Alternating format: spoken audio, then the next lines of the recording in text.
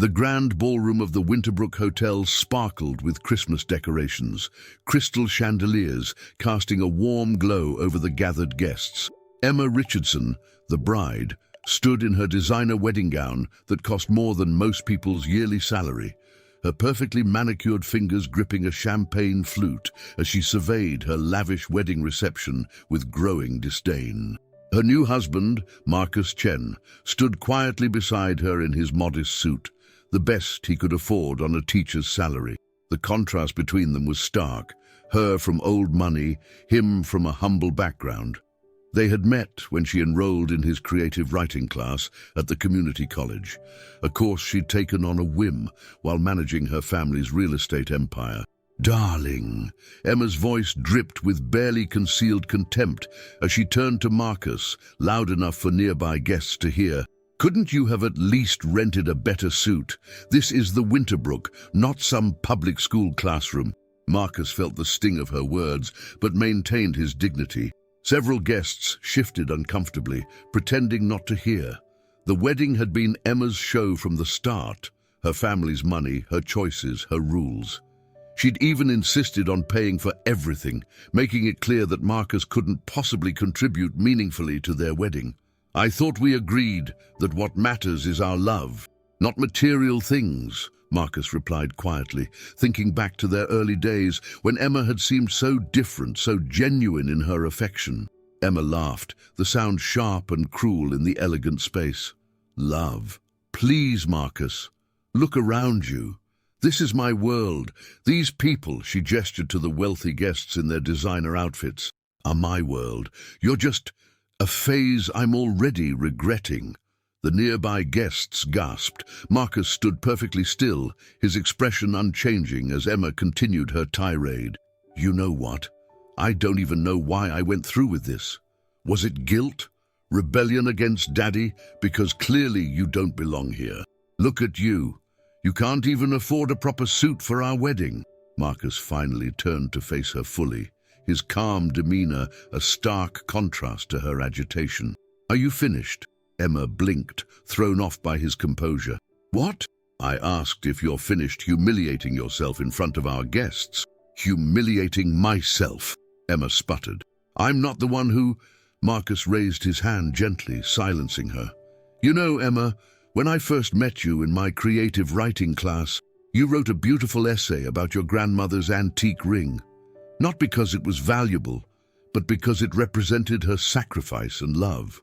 You wrote about how she sold it to pay for your father's college education, setting him on the path that would eventually lead to your family's fortune."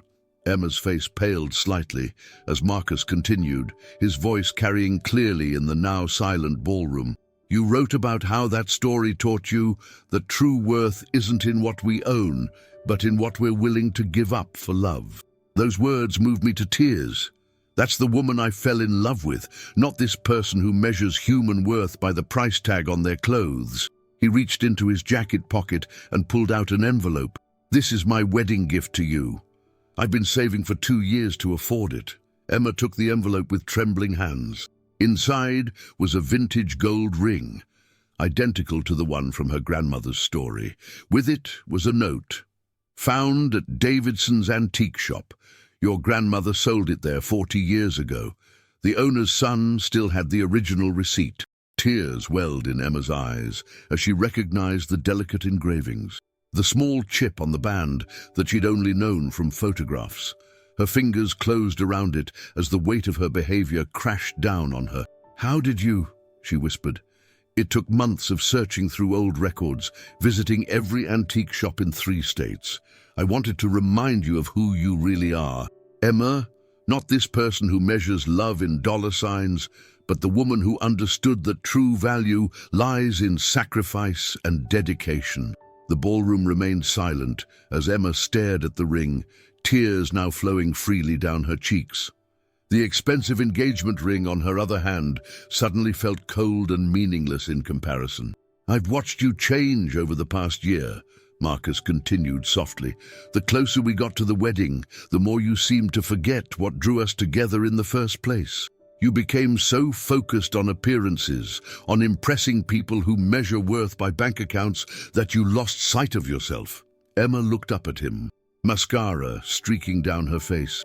Marcus, the woman I fell in love with understood that the size of a person's heart matters more than the size of their wallet. She knew that true love means seeing the real value in people, not just their net worth.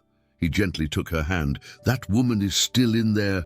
Emma, the question is, are you brave enough to let her out again?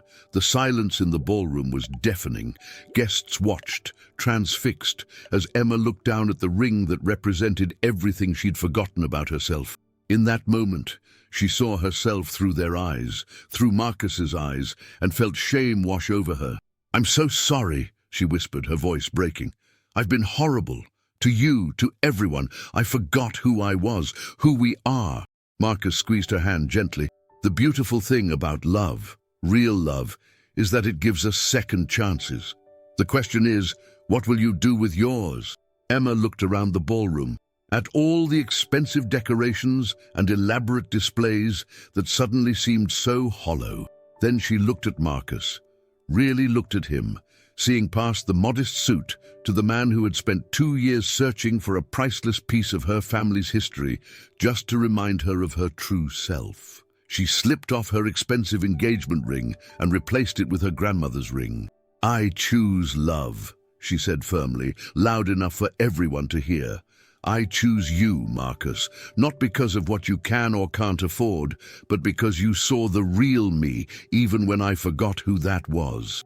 The ballroom erupted in applause, but Emma barely heard it. She was too focused on Marcus's smile, the same warm, genuine smile that had first captured her heart in that community college classroom. She knew they had a lot to work through, but for the first time that day, she felt like a bride in love rather than an heiress putting on a show. As they walked hand in hand toward their future, Emma realized that Marcus had given her something far more valuable than any ring. He had given her back herself. And that, she now understood, was the greatest Christmas gift of all. Have you ever judged someone without knowing their true worth? Share your experience in the comments. Your story could help others see beyond appearances. The rest of the wedding reception transformed into something entirely different from what Emma had originally planned. Instead of the rigid, formal affair she had orchestrated, there was a genuine warmth that filled the room. Emma removed her elaborate veil and kicked off her designer shoes, choosing comfort over appearance for the first time that day. Marcus watched as his wife moved through the crowd, no longer playing the role of the imperious heiress, but instead showing glimpses of the woman he'd fallen in love with. She was apologizing to guests she'd been rude to earlier, sharing genuine laughs with the service staff she'd previously treated with condescension, and even helped the wedding coordinator clean up a spilled drink, something the old Emma would have considered beneath her.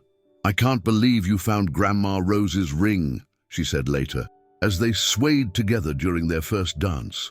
The Christmas lights twinkled above them, casting a warm glow that seemed to mirror the change in her heart. "I grew up hearing stories about this ring, about how it represented our family's real legacy. Not the money we eventually made, but the love and sacrifice that came before it." Marcus held her closer, feeling the tension that had marked their relationship over the past year finally beginning to dissolve. "When you first told me that story in class, I knew I was meeting someone special. Your words showed me a woman who understood that true value isn't found in a bank account." Emma rested her head on his shoulder, her voice thick with emotion. "I lost sight of that person, didn't I? Somewhere between the country club lunches and board meetings, I became exactly what I once criticized, someone who thought money could buy happiness." The music swelled around them, but they were lost in their own world. Emma's father watched from the sidelines, his expression thoughtful. He approached them as the song ended, his usual commanding presence softened by what he'd witnessed. "Marcus," he said, extending his hand, "I owe you an apology. When Emma first told me she was dating a teacher, I made assumptions. I even tried to convince her to end things with you." He glanced at his daughter. who looked surprised by this confession. I was wrong, dead wrong. You've shown more class and wisdom today than most of the so-called successful people in this room. Emma stared at her father, seeing him in a new light. Daddy, you never told me. Because you were so happy when you first started dating Marcus. You were writing again, something you'd given up after taking over the company. You were laughing more, caring more. He shook his head. But then you started changing, becoming more like, well, more like me at my worst. And I encouraged it, didn't I? The revelation hit Emma hard. She had always idolized her father, tried to emulate his business-first mentality. But now she saw the cost of that transformation, not just to herself, but to everyone around her. Sir, Marcus responded, his voice firm but kind. What matters is where we go from here. Emma and I have a chance to build something real, something based on more than just material success. Emma's father nodded, then reached into his jacket, which is why I want you both to have this. He pulled out an old, worn leather journal. This was your grandmother's, Emma. I found it after she passed, but I never had the courage to give it to you. It's her story, including why she sold that ring. I think you both should read it.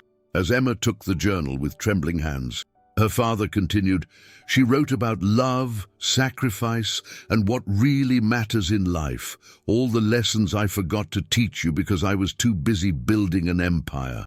He cleared his throat, emotion making his voice rough. Maybe it's time we all remembered what the Richardson name meant before it meant money. Later that night, after the last guests had left and the Christmas lights were dimmed, Emma and Marcus sat in a quiet corner of the hotel lobby, reading Rose Richardson's journal together. The pages were filled with stories of sacrifice, love, and the true meaning of wealth, not measured in dollars, but in the depth of one's heart. My dearest Emma, one entry read, if you're reading this, I hope you understand that our family's greatest legacy isn't the fortune your father built, but the love that made it possible. When I sold my mother's ring to send your father to college, it wasn't a sacrifice. It was an investment in love, in family, in the belief that we are all worth more than the sum of our possessions. Tears fell on the aged pages as Emma read, her grandmother's words bridging decades to touch her heart. Marcus held her close, understanding that this Christmas wedding had become something far more significant than either of them had planned. It was a renewal, not just of their love, but of Emma's connection to her family's true heritage. We'll need to talk about everything, Emma said finally, looking up at Marcus. About how I've been acting, about our future, about what kind of life we want to build together. Marcus smiled, touching the simple band on his finger. We will. But tonight, just remember that love gave us a second chance. Tomorrow is when we start making the most of it. Emma looked around the grand hotel lobby, seeing it differently now. The expensive decorations and luxurious furnishings seemed less important than the warmth of Marcus's embrace, the wisdom in her grandmother's words, and the promise of a future built on something more meaningful than money. Merry Christmas, Marcus, she whispered, holding both rings, the expensive engagement ring and her grandmother's precious band, in her palm. Without hesitation, she slipped the engagement ring into her purse and placed her grandmother's ring on her finger. Thank you for helping me find my way back to who I really am. Outside, snow began to fall, coating the world in a clean white blanket, nature's way of offering them a fresh start. Their Christmas wedding had become more than just a ceremony.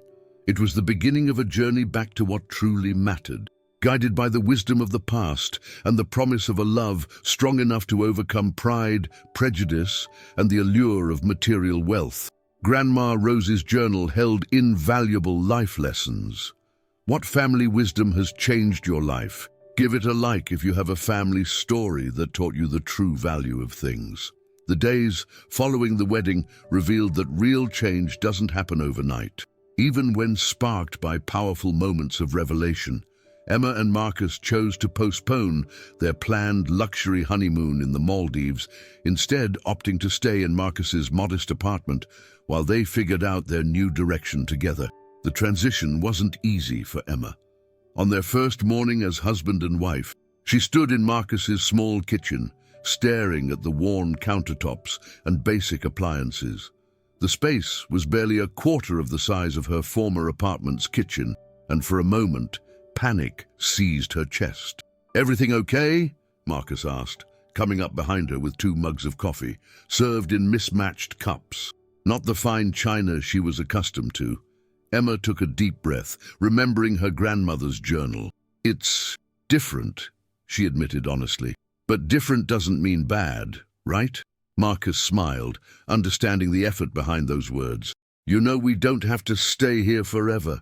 We can find a place that works for both of us. Something in between."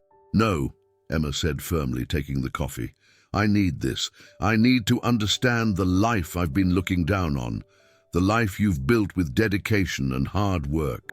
The first test of Emma's commitment to change came later that day when her father called.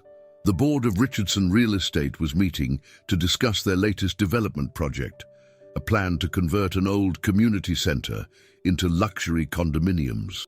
"We need you there, Emma," her father said. "This project was your baby, after all." Emma looked around Marcus's living room, where she'd spent the morning reading more of her grandmother's journal. One entry in particular stood out. "True wealth is measured not by what we take from the community, but by what we give back to it." "Actually, Dad," Emma replied, her voice steady, "I need to talk to you about that project, the community center. What if we renovated it instead of tearing it down?" There was a long pause on the other end. "Renovate it? But the profit margins on the condos would be incredible."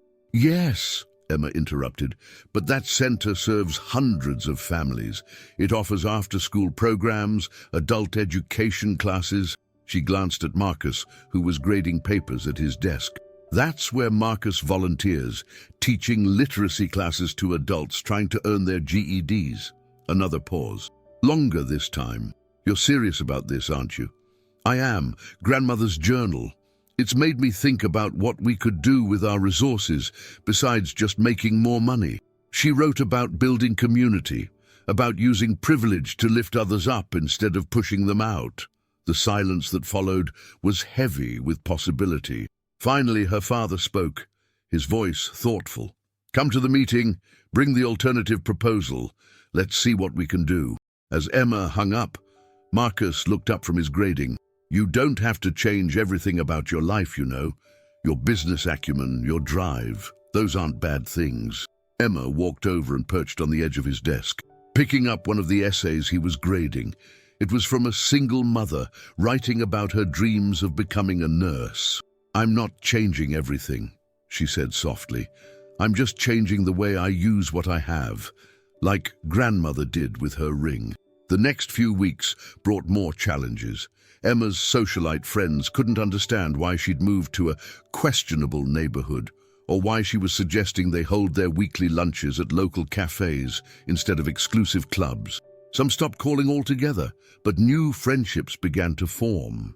Emma started volunteering at the community center, using her business skills to help small local businesses with their finances. She met people who measured wealth not in dollars, but in the strength of their communities, in the ways they showed up for each other. One evening, while helping Marcus prepare for his classes, Emma found herself reading through student essays about their life experiences. One in particular caught her attention, a story about a young man working 3 jobs to support his siblings while pursuing his education. "Marcus," she said, looking up with tears in her eyes, "what if we started a scholarship fund, not just for college, but for people who need support while they're trying to better their lives? We could use some of my trust fund." Marcus set down his pen and came to sit beside her. "You're really serious about this new direction, aren't you?" Emma twisted her grandmother's ring on her finger. "I keep thinking about what you did to find this ring, the time you spent, the effort you made, not to buy something expensive, but to find something meaningful. That's the kind of person I want to be." She stood and walked to the window, and walked to looking out at the neighborhood she once would have avoided. "You know what's strange? I actually feel richer now than I did before. Not in money, but in purpose." Marcus joined her at the window, wrapping his arms around her. "Your grandmother would be proud of you.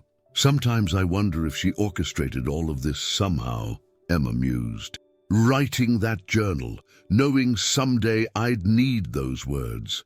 Making sure you found that ring when I was at my worst." "Maybe she did," Marcus said softly. "Or maybe this is just who you were always meant to be, once you stopped letting money define your worth." Emma leaned back against him, watching as their neighbors gathered for their weekly community dinner in the courtyard below. She recognized faces now: the elderly couple who always saved leftovers for struggling students, the single mom who organized a neighborhood childcare co-op, the teenager who taught free dance classes to local kids. "You know what the biggest difference is?" she said suddenly. "Before, I thought being rich meant having enough money that I'd never have to depend on anyone else. Now I understand that true wealth is having a community you can depend on, and being someone others can depend on too." Marcus kissed her temple gently. "That's exactly what your grandmother wrote about, the real legacy of the Richardson name." Emma smiled, reaching for her phone. "I need to call Dad about that community center proposal. I have some new ideas about how we can make it work, not just preserve it, but make it better. Maybe add some small business incubator spaces. Expand the education programs." As she outlined her vision to her increasingly enthusiastic father, Marcus watched his wife transform before his eyes. The designer clothes and perfect manicure were gone, replaced by casual wear and practical shoes. But her eyes sparkled with a new kind of confidence, not the brittle armor of wealth, but the genuine self-assurance of someone who had found their purpose. The Christmas wedding that had started with humiliation had become a catalyst for transformation, not just for Emma, but for the entire Richardson legacy. And as winter melted into spring, seeds of change planted on that Christmas night began to bloom into something beautiful and unexpected, a love story that transcended wealth, to find true riches in the currency of compassion, community, and purpose. True change begins when you decide to become a better person. If this story touched your heart, subscribe for more stories that remind us there's always hope for change. Spring brought new challenges to Emma and Marcus's transformed life.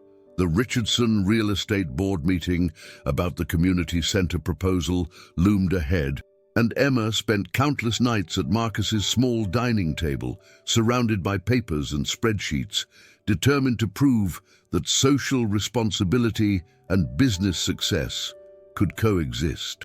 "The numbers have to work," she muttered one evening, rubbing her tired eyes. Marcus set a cup of tea beside her, in one of his chipped mugs that she'd grown to love, and peered over her shoulder at the calculations. "They don't just work," he said, studying the projections. "They show something revolutionary." Emma nodded, energized despite her exhaustion. "By renovating instead of demolishing, we actually save on construction costs. Adding the small business incubator spaces provides steady rental income, and the expanded education programs qualify us for government grants. Plus, the goodwill we'll generate in the community is priceless," Marcus finished, squeezing her shoulder. The next morning, Emma stood before the board of directors, no longer the entitled heiress they'd known. She wore a simple but professional outfit, her grandmother's ring catching the light as she gestured toward her presentation. "Gentlemen," she began, her voice steady, "we have an opportunity to redefine what success means in real estate development. The Richardson name has always been associated with profit, but what if it could mean more? What if we could build wealth while building community?" As she laid out her vision, Emma could see the skepticism in some faces, the surprise in others. But when she finished, her father was the first to speak. "My mother," he said, his voice thick with emotion, "used to tell me that true legacy isn't in what we build, but in what we leave behind. I didn't understand then. I do now." He turned to the other board members. "I move to approve Emma's proposal." The vote wasn't unanimous, but it was enough. As Emma left the boardroom, her father caught up with her. "There's something else," he said, pulling her aside. I've been thinking about what you said about the scholarship fund. The board has agreed to allocate 5% of our annual profits to a new Richardson Foundation. We want you to run it. Emma felt tears welling up. Dad, your grandmother would have loved this, he said softly. She always said you had her heart. I just forgot to nurture that part of you. The news of Richardson Real Estate's new direction spread quickly through the business community.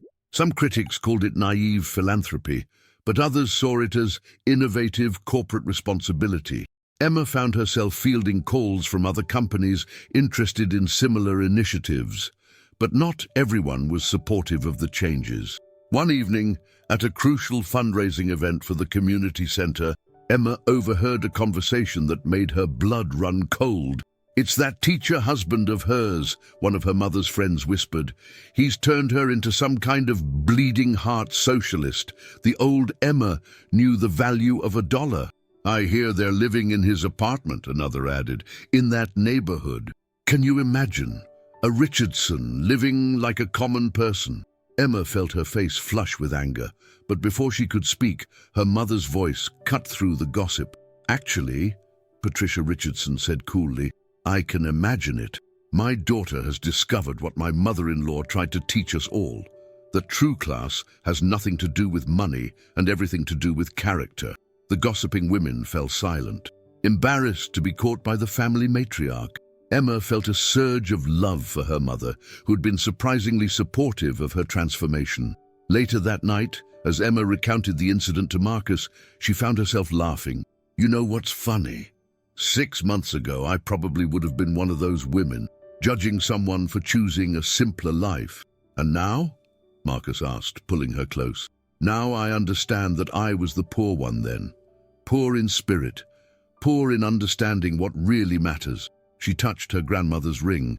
"This ring isn't just about sacrifice, it's about recognizing real value." The community center project moved forward, transforming not just the building but the neighborhood. Emma and Marcus became regular fixtures there, she teaching business classes to aspiring entrepreneurs, while he continued his literacy program. They worked side by side, their different skills complementing each other in ways that created real impact. One day, while helping a young mother develop a business plan for her catering company, Emma received an unexpected visit from one of the board members who had voted against her proposal. "I came to apologize," he said, looking around the bustling center. "I thought you were throwing away your business sense for some idealistic dream. But this," he gestured to the busy classrooms, the thriving small businesses, the community gathering spaces, "this is something special." Emma smiled, thinking of her grandmother's words about investing in people rather than just profits. "Would you like a tour? We're about to start a new round of small business mentorship programs. We could use someone with your experience."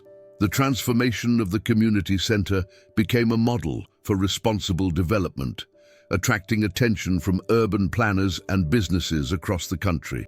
Emma found herself traveling to conferences, not to talk about profit margins, but about how business could be a force for positive change.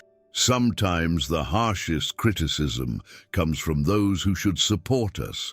Have you had to defend your life decisions to others? Share your story of overcoming challenges in the comments. 1 year after their Christmas wedding, Emma and Marcus stood in the renovated community center's main hall, now transformed into a festive space for a very special celebration. The room was filled with faces that told the story of their journey, students from Marcus's literacy classes, entrepreneurs from Emma's business program, board members who had become believers in their vision, and community members whose lives had been touched by their work. It was their first wedding anniversary, but they had chosen to make it about something bigger than themselves.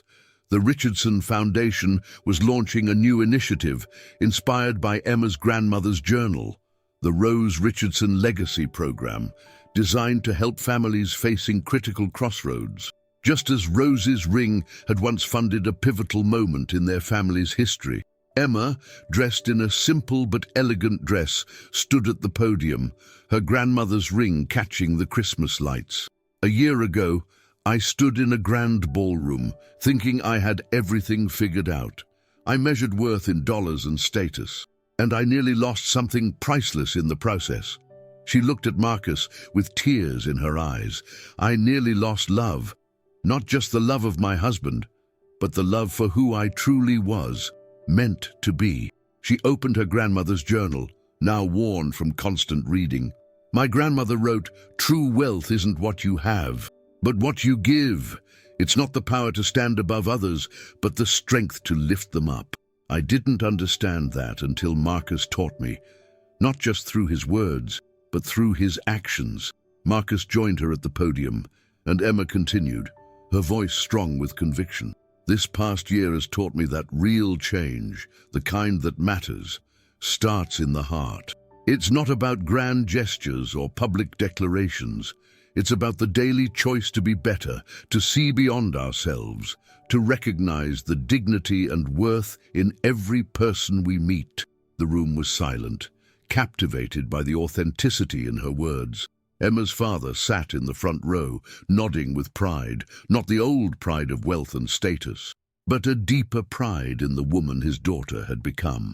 "When I humiliated Marcus at our wedding," Emma admitted, her voice catching, "I thought I was showing my strength. Instead, I revealed my greatest weakness, the belief that money determined someone's worth. But Marcus," she turned to her husband. Taking his hand, Marcus showed me true strength. The strength to love someone through their worst moments, the strength to see the best in them, even when they can't see it themselves. Marcus squeezed her hand, and Emma drew strength from his touch. Today, we're not just celebrating our anniversary or launching a new program. We're celebrating transformation, the kind that happens when we open our hearts to love, when we choose growth over comfort, understanding over judgment. She held up her grandmother's ring. This ring once represented sacrifice for education. Today, it represents something more, a legacy of love that teaches us success isn't measured by what we accumulate, but by how many lives we touch, how much light we bring to the darkness, how much hope we offer to those who need it most. The foundation's first recipients were introduced, 10 families, each with dreams of education, entrepreneurship, or community service. As they came forward, Emma and Marcus presented each with a grant, but more importantly, with a commitment to support their journey. Later that evening, as the celebration wound down, Emma and Marcus found a quiet moment alone in what had once been her grandmother's garden, now restored as part of the community center's grounds. Snow was falling gently, just as it had on their wedding night. "You know," Emma said, looking up at the winter sky, "I used to think changing meant losing who I was, but real change, the kind you inspired in me, it's about becoming who you were always meant to be." Marcus pulled her close. "Your grandmother knew who that person was. That's why she left the journal, why she made sure the ring would find its way back to you." Emma smiled, touching the ring that had changed everything. "I thought this was just a family heirloom, but it's really a compass, isn't it? Pointing us toward what truly matters." Just then, they heard laughter from inside, the genuine, unreserved joy of community. Through the window, they could see their worlds completely merged. Business leaders chatting with students, society friends serving food alongside community volunteers, barriers of class and status dissolved by shared purpose. "This is real wealth," Emma whispered, taking in the scene. "This is the legacy I want to leave." Marcus kissed her softly. "Your grandmother wrote that true love has the power to transform not just one life, but countless others. Look around, Emma. That's exactly what's happening here." As they stood there in the gentle snow, Emma realized that their story hadn't just been about a rich bride learning humility or a Christmas wedding that went wrong before it went right. It was about the ripple effect of genuine transformation, how one person's journey to be better, to love more deeply, to see more clearly, could touch countless lives. The Christmas lights twinkled above them, and Emma thought about how far she'd come from the bride who had once valued appearance over substance. She was still a Richardson, still a businesswoman, still someone who could command a room. But now those qualities served a greater purpose, guided by love and understanding rather than pride and prejudice. "Merry Christmas, Marcus," she whispered, holding him close. "Thank you for teaching me that the greatest gift we can give ourselves is the courage to change, and the greatest gift we can give others is the love to help them do the same." As they walked back inside, hand in hand, they carried with them the understanding that true love, the kind that transforms, that teaches, that lifts us higher, is the greatest wealth of all. Their Christmas wedding had been just the beginning of a story that would continue to touch lives, inspire change, and remind others that it's never too late to become who you're meant to be, as long as you have the courage to open your heart to love's greatest lessons. And now I'd like to ask you, what would you have done in Emma's place when you discovered the true meaning of the ring? Do you think money can change a person so much? Or is there something deeper behind those transformations? If this story touched your heart, don't forget to leave a like and subscribe. With your support, we can keep bringing you touching stories every day, stories that make us reflect on what truly matters in life. And if you want to keep feeling moved, don't miss the story appearing to the left of your screen. I promise it will keep you on the edge of your seat and make you feel every emotion, every unexpected twist, just like this story did. It's one of those stories that makes you believe in the miracles of the heart. Don't forget to share your thoughts in the comments.